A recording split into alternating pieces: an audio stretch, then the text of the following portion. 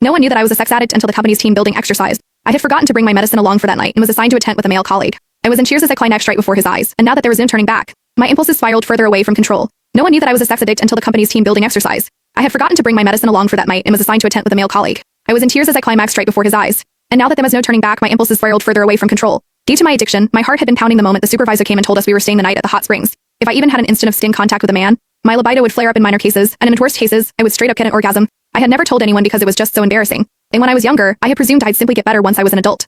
That was until I realized the symptoms were getting even more out of control, and there was that one time I almost moaned out loud in public. Fighting back the embarrassment that almost killed me, I went to the doctor and got some medicine. However, I had forgotten to bring my medicine as this team building exercise was organized out of the blue, and very far from my home. Even as I fought against the fear eating me inside, warning myself to restrain myself and stay well behind, our supervisor suddenly announced, "Sorry guys, all the rooms have been booked till we have tents. There aren't many, so we're just afraid to have to make do. Ruth, you're going to Dean's tent." And that was how we got to the situation right now, me, a sex addict with no meds within reach, following the burly man into the tent. I did my best to keep to a corner in the tent, biting my lip and closing my eyes, while telling myself to fall asleep as soon as I could before the last dosage lost effect. But that was when Dean came to me. "What's wrong?" he asked. I could feel his body warm from my back and my skin was already crawling. "Nothing. Please, just stay away from me." But even as the stimulation extended from my skin to the rest of my body, I knew the pain was coming. I checked my phone and only saw that it was midnight 6 hours since I had last taken my pills. It was losing effect soon. Soon my whole body was shuddering, while there was a warm stream gushing out between my legs. I kept my head buried between my legs and did my best not to look at Dean.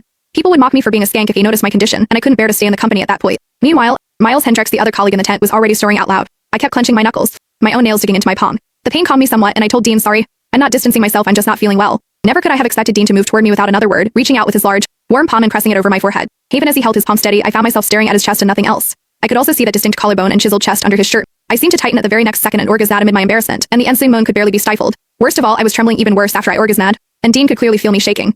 "That's strange. Why are you so flushed? You don't even have a fever," he murmured, not giving up, feeling my forehead and cheeks just then. I trembled even more and turned my face away, but it was the back of the tent right behind me. Having nowhere else to go, I clenched my jaw so I wouldn't moan again, even as I decided I couldn't stay in this sealed room when all I could saw was Dean. He wasn't a smoker, so his faint soapy and hormonal scent was especially recognizable. I could feel all the pores around my opening as the orgasm left me painfully sensitive to everything. In the heat of the moment, I pushed Dean away and sent him stumbling backward, while I scrambled to crawl out of my tent, not caring that my skirt was short, exposing my wet panties right in front of his eyes. He probably turned away to stop himself from staring, but he was no brat either. Seemingly struck with a thought, he followed me, even as I lost control over my body. The fire in my loins was ablaze, and I had never felt libido this violent. All I could think about was Dean's collarbone under his white shirt, his Adam's apple, his healthy-hued skin, and even his warm palm. At that point, I had barely made a few more steps before I dropped to my knees, my sex drive overwhelming me to the point I couldn't feel my knees painfully hitting the ground. Dean promptly chased me down, trying to keep me on my feet while asking, "What's wrong?" I somehow had this feeling that if anyone else had fallen sick and dropped on his knees, he wouldn't hesitate to help them. He was usually quiet back at the office, but also always very reliable. But the more helpful he was now, the more skin contact we would have, even as the stimulations in my body got worse. I could feel my own legs stiffening, the waves of thrill keeping me off my feet. I did my best to stay quiet, or I had no explanations if someone was woken up. I bit my teeth as I wrapped my arms firmly around his waist, leaning on him to stand. It was the first time I had ever touched a man this intimately, and I didn't care that I was pressing my breasts against him, as I kept inching upward to his chiseled ABS. Even then my mind could almost be blank.